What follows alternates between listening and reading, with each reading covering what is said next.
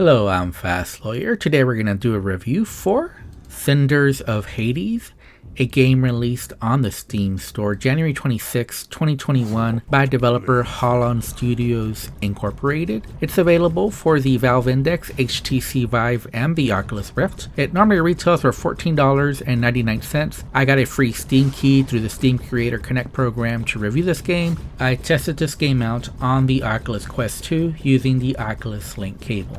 The developer of Cinders of Hades describes the game as an arcade-style wave shooter, or you could just really call it just a wave shooter. And your only job, the only gameplay, is to defend your castle from any damage. So you shoot anything at all that comes across the screen that might move, and that's basically it. So if your castle takes too much damage, then it's game over.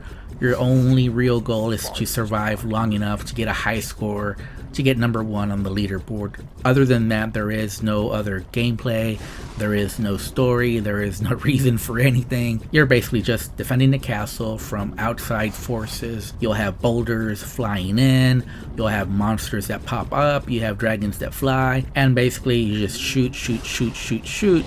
Luckily, you can hold down the triggers on both your left and right hand motion controllers. This is a standstill wave shooter.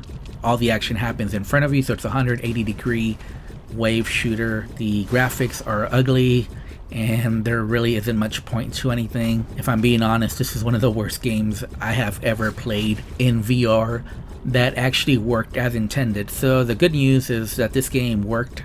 I did not experience any issues or bugs other than on the Oculus Quest 2 and maybe the Oculus Rift as well. I had to start the game by starting Steam VR first and then clicking on the game.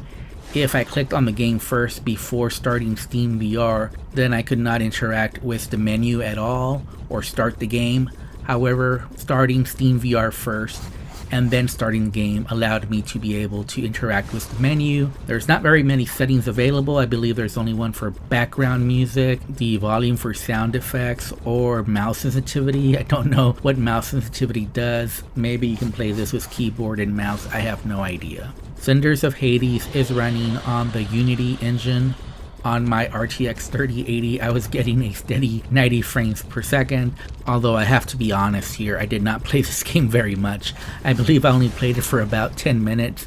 I just couldn't stand this game anymore. It was very boring. I think I made 3 attempts at this game and I managed to get to number 2 on the leaderboard. I figured that was good enough, but this game is just boring. You just click down on the trigger, just keep shooting at stuff. There's no strategy involved in this game at all. There's no upgrades, there's no different weapons. Enemies don't really do anything special, and there is no dynamic gameplay at all. You just repeat the same thing over and over again. There's flying boulders that come, you shoot them, they fall to pieces, then you shoot the pieces as well, and then there's some monsters that come up and you just shoot them as well. There's some flying dragons and some other flying things as well. The hard part about this game is just seeing the enemy sometimes, just because the graphics are so poor that from a distance they're kind of hard to see at times. But there is no strategy here other than locating the enemies, and this is really just an eye test really. So, do you have 20/20 vision?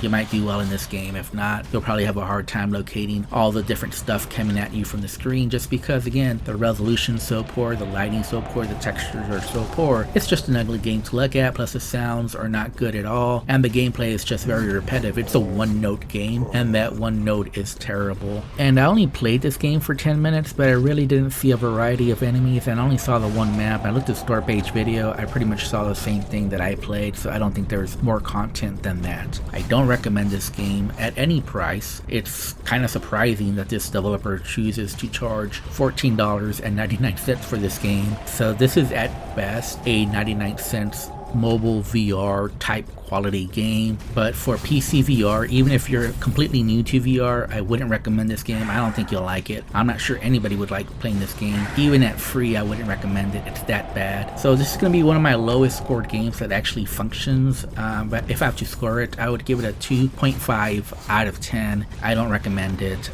It's not worth the download. Even if you get it free, avoid it. It's pretty bad. There's nothing to it. Anyways, I'm Fast Lawyer. If you liked my review, don't forget to like, comment, and subscribe. And as always, have a wonderful day. Enjoy the rest of the video, and goodbye.